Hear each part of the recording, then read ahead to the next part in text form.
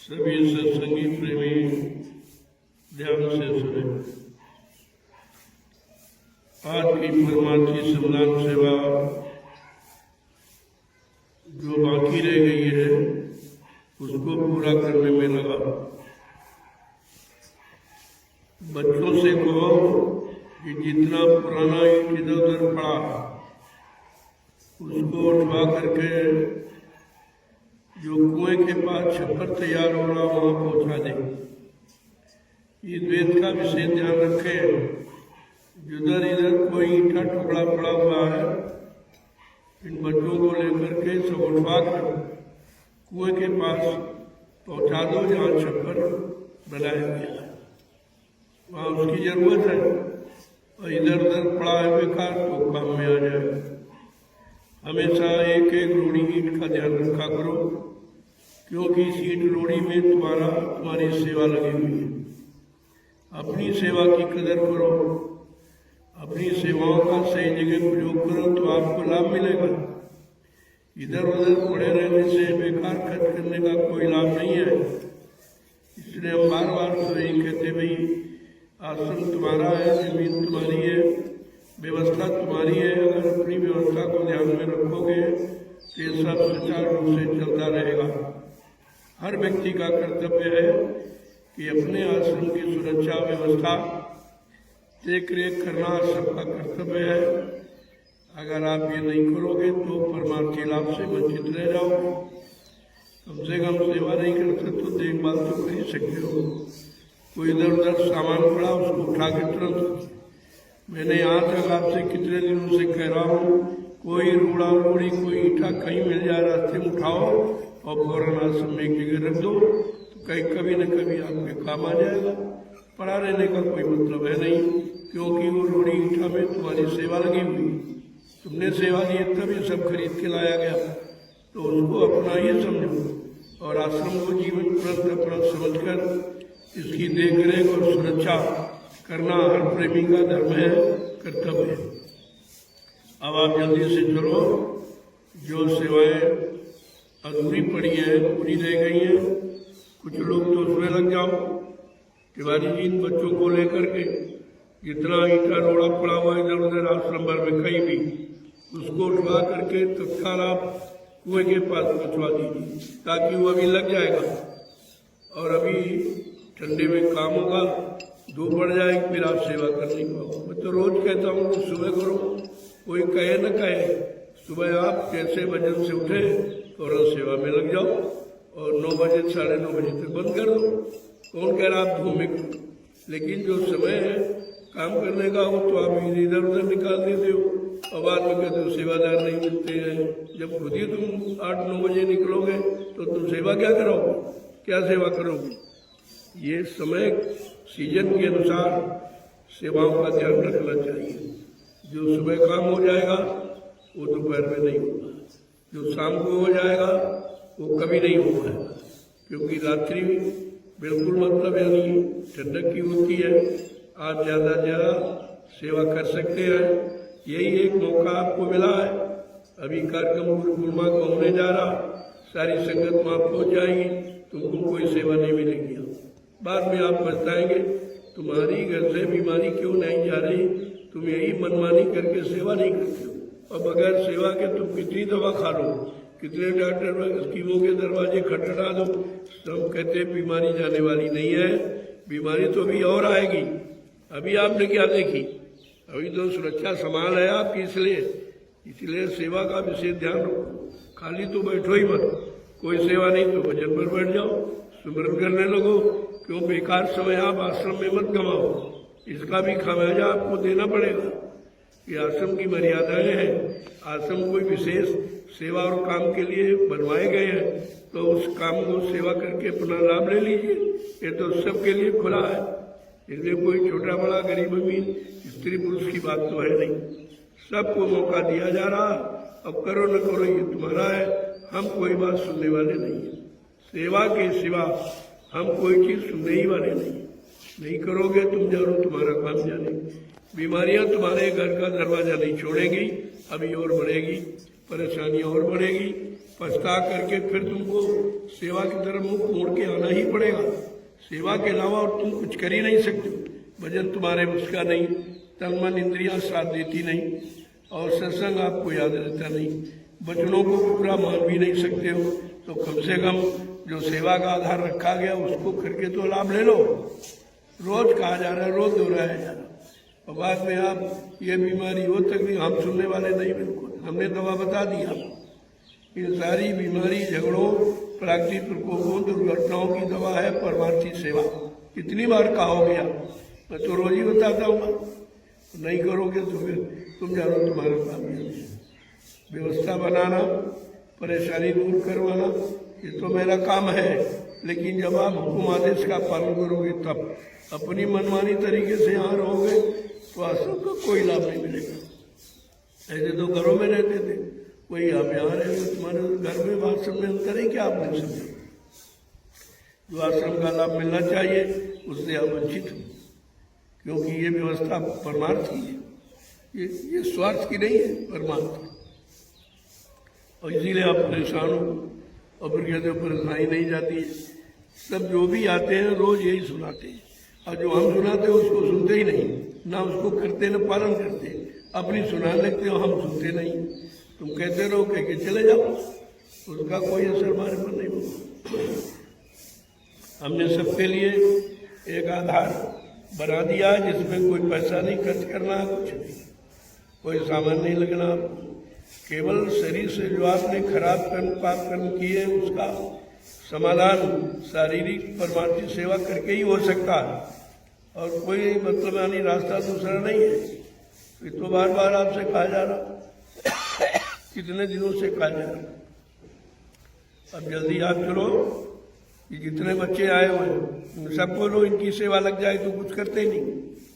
इनके लिए मैंने सेवा सोची है। जो ईंट टुकड़े रोड़ा जो भी पड़ा है कहीं भी पूरे आश्रम में घूम के देखो, गौशाले से लेकर इधर गेट तक, इधर खेतों में कहीं भी पड़ा है उसको उठाओ, और जो कुएं के पास छप्पर बन रहा है वहाँ आप उसको पहुँचा दो तो समय से लग जाएगा, वो भी आपके काम आ जाए। वो जगह बैठने की बनाई जा रही, क्योंकि आश्रम की देख रेख जहाँ तुम रहते हो झोपड़ियों से नहीं हो पाएगी। उसके लिए खेत में ही हमने एक व्यवस्था आपके लिए रखी है कि जो लोग सेवा करेंगे वो मतलब यानी जोड़े से, कभी 2 आदमी, कभी 4 आदमी, कभी 1 आदमी, जैसे जैसे उपस्थित संख्या होगी उस तरीके से उसमें बैठे, और दिन में पूरी देख रेख करें। और आश्रम की देख रेख होती रहेगी, फसलों की देख रेख होती रहेगी, तो बराबर आपके सुचारू रूप से तुम्हारा आश्रम चलता रहेगा।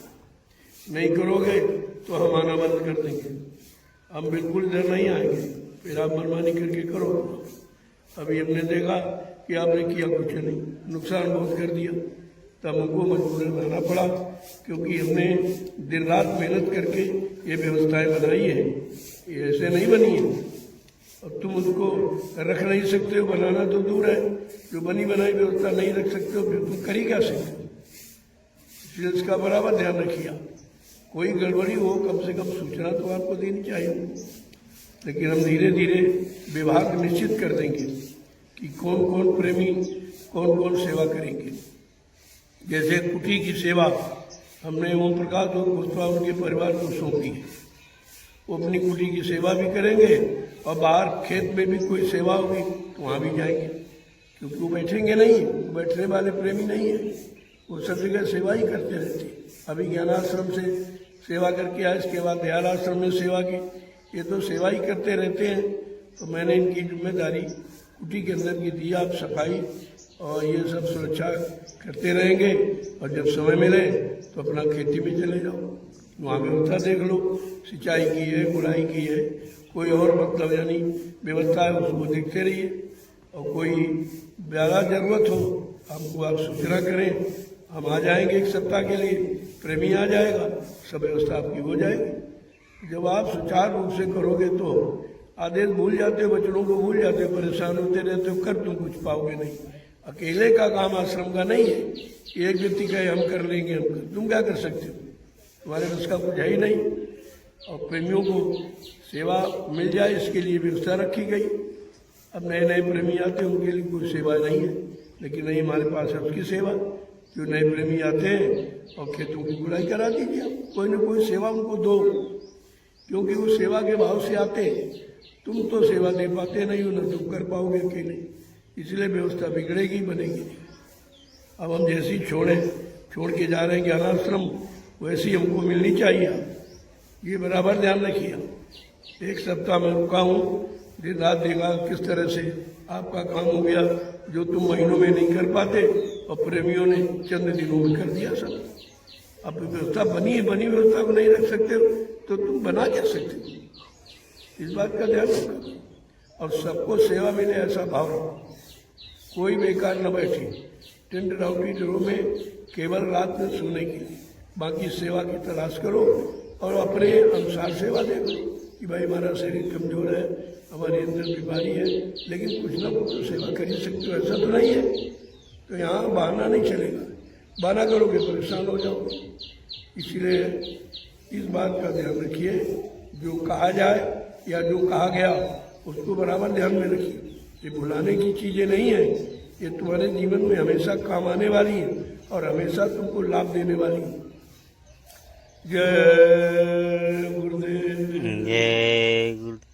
चलो प्रेमियों जल्दी चलो, अभी मौसम ठंडा है, कड़ी धूप पड़ने लगेगी, आप कुछ नहीं कर पाओगे और सेवा भी छूट जाएगी। आप जो लोग आए हैं धूप में नहीं कर पाओगे। मैं जानता हूँ कि आप घरों में ऐसी पंखों में रहते हो, यहाँ कुछ पसीना निकाल कर अपनी बीमारियाँ हटा लो, परेशानियाँ दूर कर लो, ज़्यादा आपके लिए अच्छा होगा।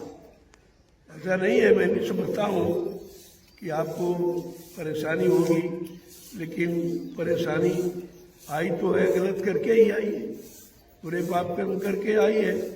अब वो परमार्थी सेवा से कर निकल जाए तुम्हारे लिए बड़ा सौभाग्य है। नहीं, बुरे कर्म का नतीजा बुरा ही होता है, अच्छा नहीं होता। और आपको बुरे कर्म का नतीजा अच्छे में परिवर्तित करके बताया जा रहा है, भाई चलो सेवा से अपना निकाल लो, इसमें कोई तकलीफ नहीं होगी, आपको कोई खर्चा भी नहीं होगा और धीरे से आपके पाप कर्मों का समाधान हो जाएगा। जय गुरुदेव, जय गुरुदेव। चलो मैं भी निकलता हूँ, देखता हूँ भाई कौन कैसी सेवा करे। आपको पता मेरा स्वास्थ्य बहुत खराब है, फिर भी मैं आपके बीच में रहता हूँ, मिलता जुलता रहता हूँ, सेवाएं देखता रहता हूँ, सेवाएं बताता रहता हूँ कि भाई किसी तरह से तुम्हारा भला हो जाए, तुम्हारा कल्याण हो जाए, तुमको लाभ मिल जाए, तुम्हारी बीमारियां चली जाए, परेशानी चली जाए। लेकिन जब मनमानी तरीके से करोगे तो कुछ नहीं जाएगा और बढ़ जाएगा, निरंतर बढ़ता चला जाएगा। आप अपनी बुद्धि लगाकर अपना नुकसान कर सकते हो, ये परमार्थ का रास्ता है, बुद्धि का नहीं है। जो स्वार्थ भौतिक जगत में स्वार्थों की पूर्ति के लिए आप बुद्धि लगा सकते हो, लेकिन परमार्थ में कोई बुद्धि नहीं है। जो समय दिया गया है उसका तत्काल आदेश का पालन करो, समय निकल जाएगा, तुम्हारा मन मोटा हो जाएगा, फिर तुमको आलस आ जाएगा, लिहाजा परमार्थ से वंचित हो जाओगे। चलो प्रेमियों जल्दी निकलो, कोई देर मत करो। गौशाले में उधर वो जाली लगानी रह गई है, उसको भी पूरा कर दो, जल्दी से पूरा कर दो।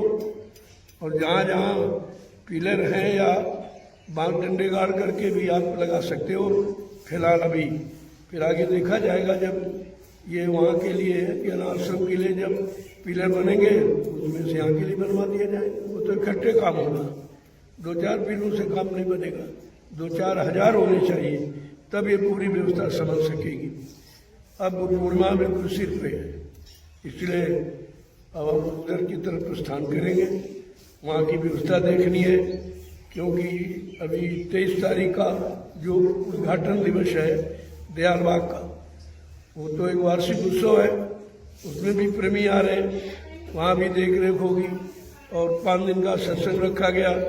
मंच वाले बेचारे तत्काल अभी जाएं, आप तुरंत यहाँ से निकलो और फौरन पर मंच की व्यवस्था करो, क्योंकि 5 दिन उधर और 5 दिन उधर गुरुपूर्णिमा का ये मंच 10 दिन रहेगा। जब तक गुरुपूर्णिमा नहीं पूरी हो जाएगी मंच लगा रहेगा। शादी विवाह है वो समय से हो जाएंगे। बहुत काम है, आप देखिए कितना काम है और कैसे होता है। वो संगत पर निर्भर करता है। जब संगत आएगी काम आपका हो जाएगा। अकेले तो कोई व्यक्ति कर नहीं सकता। जो इतनी बड़ी व्यवस्था है, तुम्हारी व्यवस्था है, तुम्हें वो करना है। हम तो देखभाल करने वाले हैं और आप लोग उस देखभाल में रहकर काम कर लो तो आपको सरलता हो जाएगी, नहीं तो कठिनता में आप कर नहीं कुछ नहीं। ये सब देखिए आप। इसलिए 3 आश्रम आपके यहाँ हैं, उनकी पूरी मर्यादा का ध्यान रखो। जहाँ जहाँ लोगों की ड्यूटी है उनको रखा गया, वो अपने जिम्मेदारी समझ कर ही वहाँ की व्यवस्था को चलाएं। कोई कमी तो आप हमको बताओ, हम तत्काल पहुँच कर सप्ताह रुककर तुरंत व्यवस्था को देखेंगे। अभी देखो मैं कानपुर से आया, वहाँ भी व्यवस्था ठीक किया। कानपुर सबसे पुराना आश्रम है और वहाँ तो आदेशित आश्रम है, वहाँ की कुछ महिमा अलग है, वो परिवर्तन की निशानी है, इसलिए वहाँ भी समय देना अनिवार्य है। और उसके बाद मैं दयाल आश्रम आ गया, वहाँ की व्यवस्था सब ठीक करके तत्काल आपका सदगुरु धाम आ गया। यहाँ आने का हमारा कोई विचार नहीं था, तो सोचते थे आप लोग तो वहाँ कर ही रहे हो, लेकिन जब आए तो यहाँ कोई काम नहीं। कुछ सह बनिए 100-200 लीटर डीजल के लालच में आपने 10,000 का नुकसान कर दिया फसलों। क्या मिला? क्या लाभ आपने कमाया? जब संगत का नुकसान होगा तुम्हारा नुकसान होगा, परमात्मा का नुकसान होगा, आदेश का नुकसान होगा, भक्ति का नुकसान होगा। ये छोटा मोटा नहीं है, ये बहुत बड़ी हानि है। इससे इसकी मर्यादाएं रखो और बराबर ध्यान में रखो। तिवारी जी ने खेती का कार्यभार लिया है, राजन सिंह और तिवारी, और इसके साथ साथ में और लोग भी समय समय पर तुम्हारा सहयोग करते रहेंगे। लेकिन तुम अपने काम में चुस्त रहो एकदम, कोई आलस्य नहीं करना। सुबह निकलो, कोई काम है तो सुबह जो हो जाएगा वो दोपहर में नहीं होगा, जो शाम को हो जाएगा वो दोपहर में नहीं होगा, क्योंकि मौसम के अनुसार सेवा आपको प्रेमियों से करवानी चाहिए और स्वयं करनी चाहिए। हम ये थोड़ी कहते कि रात दिन तुम लगे रहो या धूप में गर्मी में, ऐसा कुछ नहीं है। वो सेवा का समय निश्चित है। सुबह है, जैसे भजन से आप उठे फौरन पहुँच जाओ। मैं इसीलिए इस समय संदेश नहीं दे रहा हूँ कि आप सेवाओं से वंचित रह जाएंगे और समय संदेश में चला जाएगा, फिर धूप हो जाएगी, फिर आप सेवा कर नहीं पाओगे। मैं इसी वजह से कि जल्दी से ये सेवाएं पूरी कर लो तो संदेश होने लगे। संदेश तो आत्मिक खुराक है, वो तो आत्मा मन दोनों की खुराक है सत्संग। वचन नहीं होते रहेंगे तो आप बच नहीं पाओगे अज्ञानता, शंका, संदेह, मूल भ्रम से। इसकी भी आवश्यकता है, लेकिन अगर मैं वो करूं तो तुम्हारी सेवा छूटती है। सेवा छूट जाएगी, सत्संग तो वैसे भी याद नहीं रखता। हमने कितने सुनाए, लाखों सत्संग सुनाए होंगे अब तक। इन 12 वर्षों में कितने सत्संग आपको दिए, याद आपको एक भी नहीं, और ना आप उसका पालन कर पाते हो। मैं जानता हूँ, लेकिन फिर भी मैं जानता हूँ कि आप नहीं पालन, लेकिन फिर भी सुनाता हूँ, क्योंकि ये न कहें भाई बार बार याद नहीं कराया। बार बार जब भी याद कराया जाए तब आपको कोई पाठ याद नहीं रहता तो उसको बार बार दोहराया जाए। आपको सोचना चाहिए कि सत्संग बार बार क्यों किया जा रहा। इसका मतलब आप ध्यान नहीं देते, आप याद नहीं करना, आप जिम्मेदारी नहीं समझते, आप उसको उस भाव में नहीं लेते कि हमारा आत्मिक उद्धार हो, आत्मिक कल्याण हो। मतलब यानी उस उद्देश्य से आप सुनते नहीं हो। इसीलिए मैंने 2 वर्ष का विराम दे दिया कि बाहर निकल कर कहीं नहीं जाऊंगा। अब आश्रमों को देखूंगा, जो व्यवस्था बनी है वो बिगड़े ना, उसके लिए मैंने समय 2 वर्ष का रखा है। जो भी प्रेमी आए अपना आश्रम आ सकता है, और संदेश होगा तो आपको बता दिया जाएगा, नहीं तो सेवा प्रधान है, बगैर इसके कुछ। जो लोग इधर उधर प्रेमियों को अटकाए हैं, वो अपना भारी नुकसान कर रहे हैं, क्योंकि तुम कुछ दे नहीं सकते हो, परमार्थी सेवा तुम करा नहीं सकते हो, तुम्हारी बस की नहीं, तुमने खुद नहीं की, तुम क्या कराओगे। तो ये दूसरे का नुकसान मत करो, इससे तुमको भारी क्षति होगी, और बाद में मत कहना कि हमारा ये नुकसान हो गया, वो नहीं। इसलिए किसी को अटकाना भटकाना अच्छी बात नहीं है, क्योंकि तुम दे नहीं सकते, कुछ तुम्हारे बस का नहीं। अगर देना होता, जो दिया गया वही नहीं तुम रख पाए हो। जो मथुरा में 10 जुलाई 1952 से 2012 जो संदेश सुनाया दिया गया, उसमें क्या आपने किया? वहाँ का कोई काम नहीं है, और ये दुकानें खोलकर अपना भारी नुकसान कर लोगे आप, क्योंकि ये काम सदगुरु का किसी का नहीं। उनकी मौज मर्जी और उनके अनुसार करोगे तो लाभ मिलेगा, और अपने कोई स्वार्थ लोभ लालच अकड़ फकड़ में कहीं कोई काम शुरू कर दिया तो आपको भारी नुकसान उठाना पड़ेगा। मैं बार बार ये चेतावनी देता हूँ और लोगों को भेजता हूँ कि भाई एक बार समझा दो, न माने तो फिर ये जाने, इनका काम जाने। ये तो नहीं कह सकते भाई किसी ने बताया नहीं, हमको याद नहीं कराया, हम भ्रमित हो गए थे भूल भ्रम अज्ञानता में, या मतलब कोई लोभ लालच में, कोई गरुड़ गुमान घमंड में, तो ये काम हमारा रह गया। क्योंकि जितने प्रेमियों को आप बहकाएंगे उसका भी खमेजा आपको भोगना पड़ेगा, सीधी बात है। इसलिए परमार्थ में लगाने का तो हमारा आप सबका फर्ज है, लेकिन हटाने का फर्ज नहीं है। जितने लोगों को बहका दोगे, हटा दोगे, और जिन्होंने हटाया और हटा रहे उनकी दशा देखिए आप क्या है। कोई बच्चा नहीं है, सब चले गए, शरीर छोड़ के चले गए। अभी शरीर से जो होने वाला लाभ, मिलने वाला लाभ से वंचित रह गए, और पता नहीं कितने मतलब समय तक उनको ये शरीर नहीं मिलेगा, कितने युग निकल जाएंगे, ये मानव तन नहीं मिलेगा। तो आप ऐसी गलती क्यों करते हो? तुम्हारे बस का अपना कल्याण नहीं तो दूसरे का कैसे कर सकते हो? तुम खुद नहीं परमार्थ जानते हो, दूसरों को परमार्थ क्या सिखाओगे? ये तोड़ फोड़ करना ये आपके लिए शिक्षा नहीं है।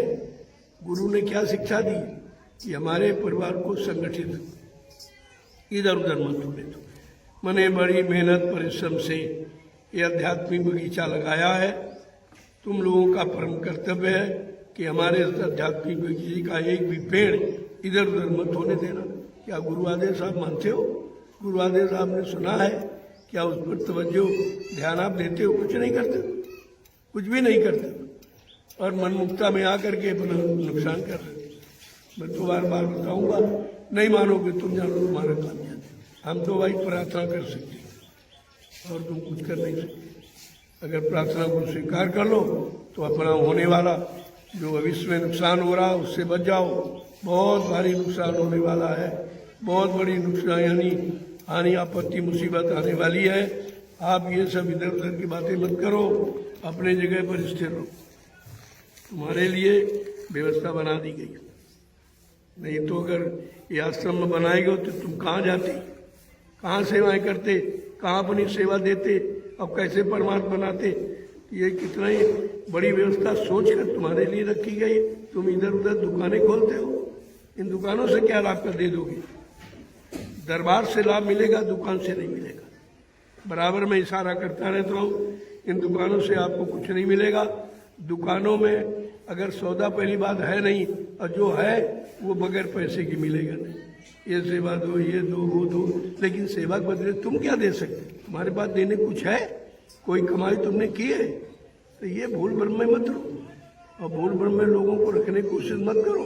अगर नहीं कुछ हो सकता साफ कह दो, भाई नहीं नहीं हमारे बस क्या नहीं है, आप अपना जा करके कहीं कर दिया। उसके लिए मैंने 3 आश्रम बना दिया आपके नज़दीक, कि सारे हिंदुस्तान के लोगों को एक नया रास्ता मिल जाए और उनको अपनी भोली बिछड़ी बातों की जानकारी मिल जाए और परमार्थ में लगने का एक रास्ता मिल जाए। इसलिए आश्रमों का निर्माण किया गया। मैंने तो कोई अपने लिए किया नहीं। आप कितना स्पष्ट जानते हो कि इतनी जमीन ली गई, मेरे नाम 1 इंच भी जमीन नहीं। और आप क्या चाहते? मैं तो कुछ चाहता नहीं हूँ, ना मैं गुरु बनने आया, न सदगुरु बनने आया, न भगवान सरकार महाराज बनने आया। मैं तो आदेश पालन करने के लिए आया हूँ, और जब तक आदेश अंदर में मिलता रहेगा बराबर कोई न कोई व्यवस्था आपके लिए बनाता रहूँगा। मेरा तो कोई कुछ है नहीं, ना 1 पैसा कहीं कोई बैंक खाता आता, कुछ भी नहीं है। जैसा बैठा हूँ मैं इसीलिए जाऊँ तो चल देता हूँ। हमारी कोई व्यवस्था नहीं। व्यवस्था संगत के लिए है और वैसे व्यवस्था गुरु की है। गुरु की व्यवस्था को आगे बढ़ाना और प्रेमियों को सहूलियत देना, यही तो हमारा आपका परम धर्म है, परम कर्तव्य है। और इधर उधर फंसकर अगर आपने कुछ मनमुक्ता में किया तो ये भारी दोष लग जाएगा और जितने प्रेमी वंचित रह जाएंगे तुम्हारी अज्ञानता से, तुम्हारे मूल भ्रम से, भटकावे से, तो वो खामियाजा आपको भोगना पड़ेगा। बड़े साफ शब्दों में सुन लीजिए और बता दीजिए कि दुकानें खोलना बंद करो। ये तो जगह जगह आश्रमों का निर्माण इसलिए किया गया था, आगे आने वाले सतयुगी व्यवस्था में जो 25 महात्मा केंद्र में होंगे उनके द्वारा संचालन। तुम कोई महात्मा हो क्या? ये नाटक जो कर रहे हो ये तुम्हारे बस की बात है? ये महात्माओं का विषय है और सतयुग की व्यवस्था महात्माओं पर आधारित है, वो नेताओं पर, अध्यक्ष मंत्रियों पर आधारित नहीं है। इस बात का बराबर ध्यान रखिए आप। इसलिए कोई ऐसा काम न हो जाए जिससे हमारा नुकसान हो जाए, उस बात को हमेशा ध्यान में रखिए। प्रेमियों को सही सच्ची अच्छी जगह रास्ते पर पहुंचाओ। तुम कुछ कर सकते नहीं हो, बहकाने में तुम्हारा लाभ और प्रेमियों का भी नुकसान है, तुम्हारा भी नुकसान है। अब दोनों नुकसान आप झेल नहीं पाओगे, इतनी सामर्थ्य शक्ति तुम्हारे शरीर में नहीं है कि आप ये कर सको। इसलिए जितने आश्रम हिंदुस्तान में बनाए गए थे वो सतयुगी व्यवस्था के संचालन के लिए, अब लोगों ने उसमें अपना अपना जोड़ दिया, अपना स्वार्थ, अपना लोभ, अपना लालच, अपनी मान सम्मान प्रतिष्ठा, ये तुम्हारे लिए बहुत हानिकारक है। गुरु की व्यवस्था है परमार्थ की और तुम्हारी व्यवस्था है स्वार्थ की। तुम गुरु से वैसे भी अलग हो, जब वचनों से अलग हो गए आदेश थे तो मनमुक्ता में कोई काम होगा नहीं और जो होगा वो भी आपको बिगड़ जाएगा। इसको बराबर ध्यान में रखिए। ये आश्रम जगह जगह जो निर्माण किया गया था कि जमीन थोड़ी थोड़ी ले लो, बाउंड्री बना लो, गेट लगा दो और वहाँ पर साप्ताहिक मासिक सत्संग करते रहो, लोगों को जानकारी देते रहो, लेकिन कोई इस तरह का भ्रामक प्रचार मत करो या कोई अपनी मनमुक्ता स्वार्थ की व्यवस्था मत बनाओ, तो तुम्हारा भारी नुकसान हो जाएगा। परमार्थ तुम ले नहीं सकते हो, परमार्थ तुम बना नहीं सकते हो, परमार्थ का तुमको ज्ञान ही नहीं है कि परमार्थ किसे कहते हैं। ये तो जब संतों के परमार्थी वचन सुनोगे तब कुछ कुछ समझ में आएगा। इसलिए तुम्हें करना ही क्या है, व्यवस्था बना दी गई, उस व्यवस्था में खाली जोड़ना है और तुम नए तरीके से व्यवस्था बनाकर कितने को भला कर सकते हो? तुम अपना नहीं कर पाओगे।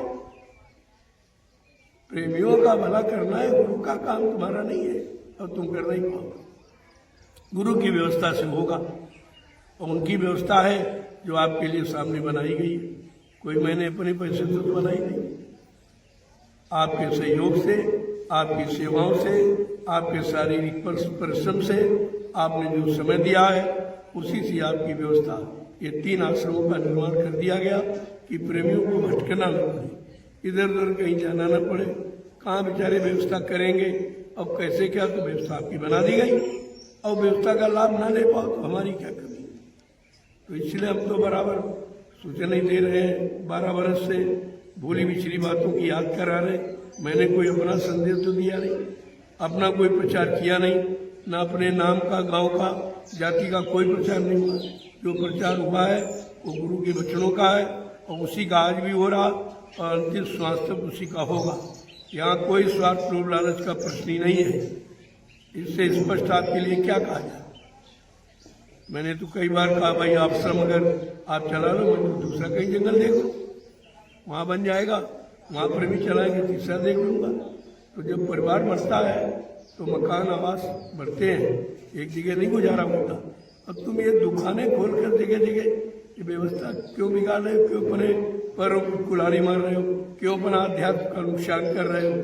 तुम कुछ दे नहीं सकते हो, तुम्हारे पास कुछ है ही नहीं, तुमने कुछ किया ही नहीं, कोई कमाई की नहीं। ये भ्रम फैलाना अच्छी बात नहीं है। 2 लोगों ने फैलाया, देखो क्या उनकी हालत, और तुम भी करोगे या कोई करेगा तो सबके लिए। अगर मैं भी यही करना लगूँ तो हमारे साथ भी लागू हो जाए। लेकिन मेरा काम कोई स्वार्थ का नहीं है, कोई अपनेपन का नहीं, क्या है हमारा नाम हो, हमारा फोटो छापो, हमारा ये करो, कभी ऐसा कोई संदेश नहीं। इस तरह का काम मैं नहीं करता हूँ। जय गुरुदेव, जय गुरुदेव, जय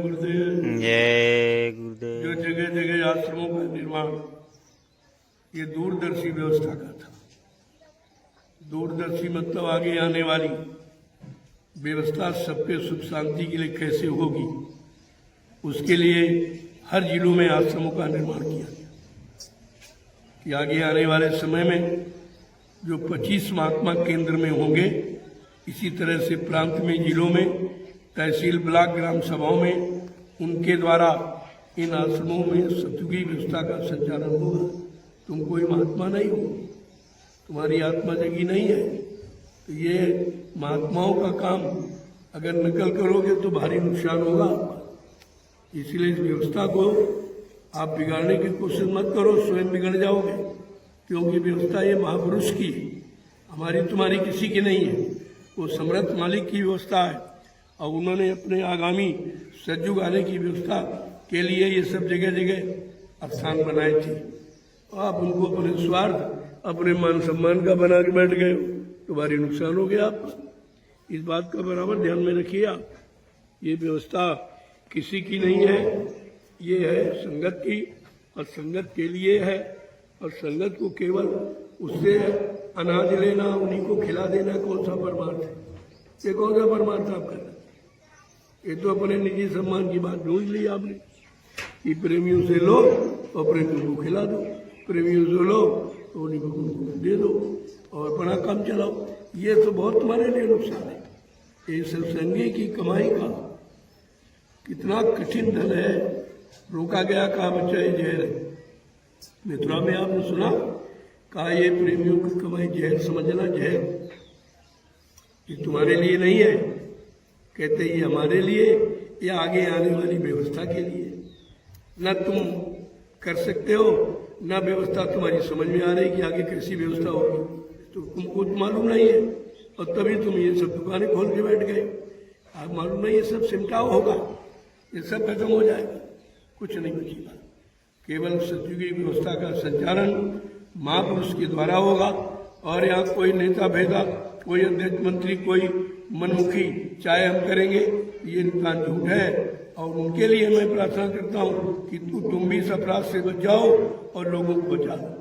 भटकाने की कोशिश मत करो, उनको निकलने की जो व्यवस्था बनाई गई है उसमें आप शामिल शरीक होकर अपना भी काम कर लो और प्रेमियों का भी काम हो जाए। इस बात का ध्यान रखिए आप। जय गुरुदेव, जय गुरुदेव। देखो, सेवा तो किसी को दो मत। अगर विश्वास नहीं है, वैसे मैंने जिले में रजिस्टर इशू किए और अपना सिग्नेचर डाला, ताकि तुम्हारी सेवा इन आध्यात्मिक व्यवस्था जो आश्रमों के द्वारा हो रही उसमें लग जाए, तो आपको उसका कोई फल मिलेगा। ऐसे तुम कहीं मिट्टी खोदने लगो, कहीं सेवा ऐसे देने लगो, तो उसका कोई लाभ मिलेगा? अरे लाभ देने वाला मिलेगा तो लाभ होगा। ऐसे तो बहुत लोग लूले लंगड़े लोग को दे देते हैं, उन बेचारे तुम्हारा क्या काम करेंगे, और तुम उनको धर्म मान बैठे। धर्म का मतलब नहीं, धार्मिक व्यवस्था जहाँ से तैयार की जा रही, उसमें जब आपकी सेवा धन लगेगा तब आपको लाभ मिलेगा, ऐसे कुछ नहीं होगा। इसलिए जगह का महत्व नहीं है, महत्व जिसने जगह का निर्माण किया है और जिसके लिए निर्माण किया और आगे आने वाली जिस व्यवस्था के लिए निर्माण किया, जब तक वो नहीं तब तक आपका काम नहीं होगा। हमेशा व्यवस्था के तहत रहो और व्यवस्थित रहो, तो व्यवस्था का लाभ आपको मिल जाएगा। इसलिए किसी को कोई सेवा नहीं देनी, सेवा दे दे के तो ये हाल हुआ और कोई लाभ नहीं मिला। सेवा अपनी दी की, एक बीमारी गई, एक परेशानी गई आप, क्योंकि सेवा भी तुम अज्ञानता, भूल भ्रम, शंकाओं में देते हो, इसलिए जो मिलने वाला ना वो भी आपसे हट जाता है। किसी के बहकावे में नहीं होता है, कोई कुछ नहीं कर सकता है। अगर करना होता तो कितने दिनों से आपको संदेश दिया गया, आप लगा आप कर लेते, लेकिन बगैर सदगुरु की मदद के आप कुछ नहीं कर सकते। उनकी मदद उनका रास्ता है, उनका आदेश है, उनका हुक्म है, उनकी व्यवस्था है। उसके अनुसार अगर कहीं कोई व्यवस्था दिखाई दे, समझ लो उन्हीं का इशारा है, उन्हीं का संकेत है। कोई अपनी मनमुक्ता में आकर तो वो तुम्हारा भी नुकसान करेगा, अपना भारी करेगा। जितने जीव भ्रमित हो जाएंगे उन सबका खामियाजा उसको भोगना पड़ेगा। और लोग भोग गए, आपने देखा मथुरा में, जिन्होंने कहा बाबा जी चले गए, अब कभी नहीं आएंगे, वो सब चले ही गए, कोई नहीं बचा। और बड़ी दुर्दशा हुई। प्रेमियों को बहकाना, गलत रास्ते पर लगाना, अपना स्वार्थ मान सम्मान हल करना, इससे बड़ा अपराध कोई नहीं है। और ये लोगों ने किया, और उसका खामियाजा उनको भोगना पड़ा, और जो कर रहे हैं उनको भी भोगना पड़ेगा। इस बात का हमेशा ध्यान में रखिए। व्यवस्था है सदगुरु की, किसी की नहीं, ना हमारी न तुम्हारी। उनकी व्यवस्था में रहकर अगर हम अपना काम बना लें, ये हमारी बुद्धिमानी है, ये हमारा सेवा है, ये हमारा सेवक का धर्म है। अगर इसे समझ लो तो अच्छी बात है। मैं सूचना इसीलिए भेजता हूँ कि अगर कोई शंका संदेह बोल भरम आप में आ गया तो उसको निकाल लो आकर। अरे परिवार की समस्या परिवार में बैठ के हल करो। इधर उधर कहने से पारिवारिक व्यवस्था बिगड़ती है, गुरु की महिमा कमजोर होती है, गुरु के वचनों में लोगों को शंका होती है कि मतलब ये सब कहते हैं हम जय गुरुदेव, और जय गुरुदेव काम कुछ काम अपना कर रहे, काम अपने मान सम्मान का कर रहे। तो इससे आप नुकसान मत करिए आप। और प्रार्थना करना और आगाह करना हमारा धर्म है। हमको आदेश हुआ तो हम आपको बता देते, माना न माना आपका काम। मानकर कोई हमारा लाभ नहीं करोगे। मैं अपने लाभ के लिए कुछ कहता ही नहीं। सेवाओं की बात इसलिए कहता हूँ कि सेवाएं यहाँ तक नहीं आ पाती। प्रेमी देता है और वो सेवा सही जगह नहीं लग पा रही, तो प्रेमी को सही लाभ नहीं मिल पाएगा। तुम किसी से अनाज लेकर उसी को रोटी खिला दे, कौन सा धर्म है? ये कौन सा परमार्थ, कौन सी सेवा कर रहे? वही बात गाय का दूध तो गाय को पिलाना, ये कौन सी सेवा? बेचारे प्रेमी समझ नहीं पा रहे, और वो भी नहीं समझ पा रहा जो दुकान खोल करके कितना भारी अध्यात्म का नुकसान कर रहा, और जगह जगह खुल गई। मैं सबके लिए प्रार्थना करता हूँ कि अब भी आप एक मंच पर एकजुट होकर आ जाइए। अगर विकास और परिवर्तन चाहते हो तो ये करना पड़ेगा। कितने तुम स्वार्थ की दुकानें खोल लो बाजारे, लेकिन उससे कुछ होने वाला नहीं है। हम तत्वगता पश्चाताप करके आपको आना ही पड़ेगा, क्योंकि ये व्यवस्था सबकी सबके लिए है, और वो तुम्हारी व्यवस्था निजी तुम्हारे लिए। तो तुम दूसरे से सेवा लेके, सेवा करा के अपना भला करना चाहते हो, ये तो कर्जा बन जाएगा। इसका भुगतान बहुत कठिन, कितने जन्म लग जाएंगे उन लोगों के इस कर्म कर्जे को अदा करने के लिए। इसलिए प्रार्थना की जा रही पूरे परिवार के सभी लोग। मैं सबसे प्रार्थना करता, इन 12 वर्षों में मेरा संदेश सुनिए आप। कहीं कोई अपनापन आप कि कोई अपने लिए कह रहा हूँ, अपने नाम का प्रचार, अपने गांव का प्रचार, अपनी जाति का ऐसा। पहली बात तो महात्मा की कोई जाति नहीं होती, और कहीं न कहीं तो पैदा होंगे, कोई न कोई जात उनके साथ लोग जोड़ी देते, लेकिन उनकी कोई जाति नहीं, उनका कोई जाति नहीं है, और उनका कोई अपना मिशन नहीं निजी। मिशन तो मालिक का है। उस मिशन को आगे बढ़ाना और पनपाना और विकास करना, लोगों को यानी उससे जोड़ना, ये हमारा आपका कर्तव्य है। अगर ये करते रहेंगे तो उसका लाभ आपको मिलता रहेगा। इसलिए हमारी प्रार्थना स्वीकार करो और अपने परमार्थी जीवन को खराब मत करो। ये समय निकल जाएगा, पहले भी किसी ने परमार्थी सेवाएं नहीं रखी, किसी का इतिहास उठा लीजिए आप, और आज भी इतने मिशन और इतने धर्म हैं, लेकिन ये बात कोई नहीं कर रहा। ये केवल नैमिषारण्य की पावन भूमि पर ये संदेश परमात्मा का हो रहा, कहीं नहीं होता। आपको तो ध्यान देना चाहिए कि आखिरकार इसी स्थान का चुनाव क्यों किया, क्योंकि इसका चुनाव महापुरुष का चुनाव मेरा नहीं है। 1997 में गुरु पूर्णिमा का कार्यक्रम नैमिषारण्य की इसी पावन धरती पर हुआ। 10 दिशा, और अंत में महापुरुष ने क्या कहा था कि बच्चा, ये 88,000 ऋषियों की तपोभूमि, इतनी बड़ी संख्या विश्व में कहीं ऋषि मुनियों की जुड़कर सेवा नहीं और तपस्या नहीं किया। इस भूमि को पावन पवित्र बनाने में 88 ऋषियों की का योगदान शामिल है। तो इस भूमि कहा था कि इसी भूमि पर सतयुग के अंकुर निकलेंगे। इस भूमि का चुनाव इसलिए किया गया और ऋषि मुनि महात्माओं की तपस्या का फल लोगों को मिले, इसलिए समय के महापुरुष ने ऐलान किया था 1997 में कि बच्चा इस भूमि पर, इसी भूमि से सतयुग के अंकुर निकलेंगे। तब इसका चुनाव किया गया। अपनी मनमुक्ता, अपने स्वार्थ, लोभ, लालच की नहीं किया, लेकिन तुमको संदेश याद नहीं, तभी तुम भ्रमित हो जाते हो और कहीं से कुछ नहीं होगा। ये दुकानें कभी काम नहीं करेंगी, जब काम करेगा दरबार काम करेगा। कितनी दुकानें हमारे हाथ पर तो दुकानें लगी, उनसे भी मैं कह रहा हूँ कि भाई ये काम अपने नुकसान का मत करो। लोगों का नुकसान तो होगा ही, लेकिन तुम्हारा नुकसान ना हो इतना तो समझ लो। तुम इन दुकानों से किसी का भला कर सकते हो, किसी का अध्यात्म बना सकते हो, किसी की जीवात्मा जगा सकते हो, परमात्मा से मिला सकते हो। ये काम है तुम्हारे बस का, फिर ये सब क्यों करते हो? क्यों ये सब करते हो? जय गुरुदेव। जय गुरुदेव। चलो जल्दी चलो, अपनी अपनी सेवा में लग जाओ। देखो आपका एक गेट बन रहा है, उस गेट में जो पिलर खड़े हुए ऊपर गुम्बद बनेगा, एक एक गुम्बद, उस पर उसी में सरिया निकाल के झंडा लगा देना। ये सदगुरु धाम का आवासीय व्यवस्था का गेट है, आवासीय व्यवस्था का गेट है ये। मूल गेट आपका उधर आगे, फिर ये कुटी का गेट अलग और ये गेट। अभी गौशाले के गेट की व्यवस्था बाकी है, उसमें प्लास्टर होना है, उसको भी मतलब यानी इस तरह बनाना पता चला जाए कि गौशाले का मतलब क्या है। गौशाला ऋषि मुनियों की देन है। हर आश्रमों पर ऋषि मुनि महात्मा एक एक गाय रखते थे। गाय का तो चलन आश्रमों के लिए बहुत पुराना है, इसलिए मैंने जितने आश्रम बनाए हैं सब में गौशाला है।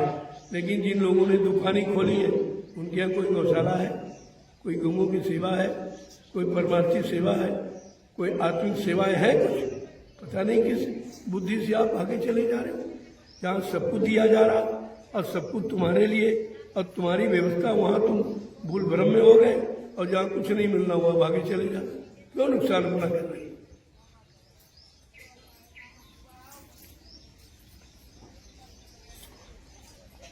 जय गुरुदेव। जय गुरुदेव। सारे हिंदुस्तान के समस्त संगतों के लिए मैंने ये सूचना दी है। ये संदेश एक के लिए नहीं, सबके जो लागू कर लेगा उसका अपना लाभ पाएगा। नहीं, जो तुम्हारी इच्छा में आए वो करो।